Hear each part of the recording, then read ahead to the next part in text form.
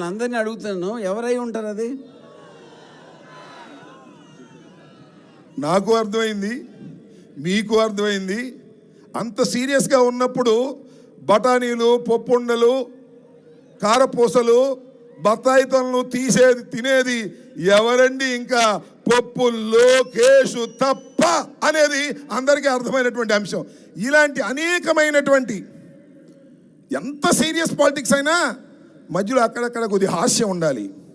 అప్పుడప్పుడు శాసనసభలో కూడా మేము సీరియస్గా జరుగుతున్నప్పుడు కొద్దిగా ఆశ గుళికలు వాడతాం.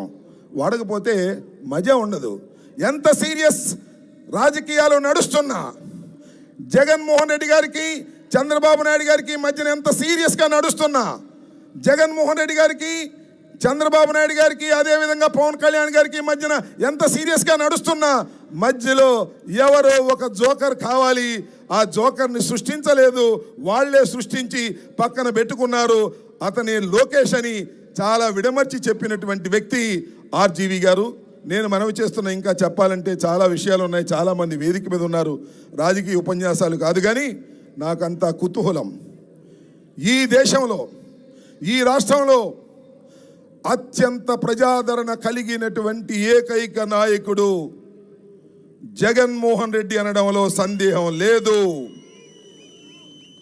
ధైర్య సాహసాలలో జగన్మోహన్ రెడ్డి గారిని మించినటువంటి నాయకుడు ఈ దేశ రాజకీయాల్లో లేడు అని కూడా ఈ సందర్భంగా ధైర్యంగా చెప్తున్నా. నేను ఇంకొక మాట చెప్పి ముగిస్తా.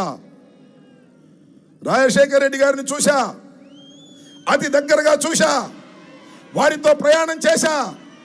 జగన్మోహన్ రెడ్డి గారిని మరింత దగ్గరగా చూస్తున్నా. 100 రాజశేఖర్ల పెట్టు, ఒక్క జగన్మోహన్ రెడ్డి అని మనవి చేస్తున్నా. తండ్రిని మించిన తనయుడు కాబోతున్నాడు ఈ రాష్ట్రంలో. తిరుగులేని ఆధిపత్యాన్ని ప్రజల గుండెల్లో పొందినటువంటి వ్యక్తి జగన్మోహన్ రెడ్డి. జగన్మోహన్ రెడ్డి గారిని ఓడించటానికి ప్రయత్నం చేసే ఏ శక్తి అయినా మట్టి కరవక తప్పదు.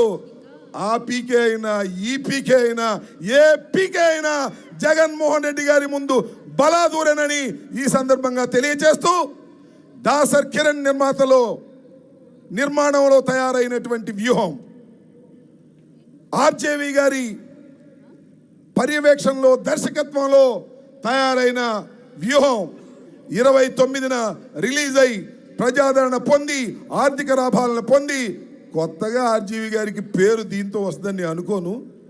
ఎప్పటి నుంచో పేరు ప్రఖ్యాతులు గడించినటువంటి వ్యక్తి.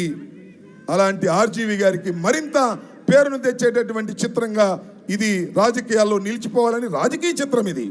దీనిలో ఏం మొహమాటమే లేదు. ఆయన ఏం మొహమాటంగా చెప్పడం లేదు. జగన్ గారిని జగన్ గారే అన్నాడు, చంద్రబాబుని చంద్రబాబే అన్నాడు, పప్పును పప్పే అన్నాడు. ఎక్కడ నాటకాలు లేకుండా. నాకు ఇంకొక విషయం చెప్పాలి, ఇక్కడ చాలా టైం అవుతుంది. నాకు అత్యంత అభిమానవంతుడైనటువంటి దర్శకుడు, మనిషి కూడా రామ్ గోపాల్ వర్మ అని చెప్తున్నా. ఎందుకంటే మేము నిజాలు చెప్పలేము, మీరు నిజాలు చెప్పలేరు. ఎక్కడో ఒక చోట అబద్ధం ఆడతారు. కానీ ఆయన జీవితంలో నిజాలనే చెప్పి అది ప్రజలను మెప్పించేటటువంటి సాహసికుడు ఆర్జీవి గారు. అందుకని ఆయన్ని అభిమానించవలసిందేనని మనవి చేసుకుంటూ, ఈ అవకాశం కల్పించినటువంటి కిరణ్ గారికి, ఈ అవకాశం కల్పించినటువంటి ఆర్జీవి గారికి నా హృదయపూర్వకమైనటువంటి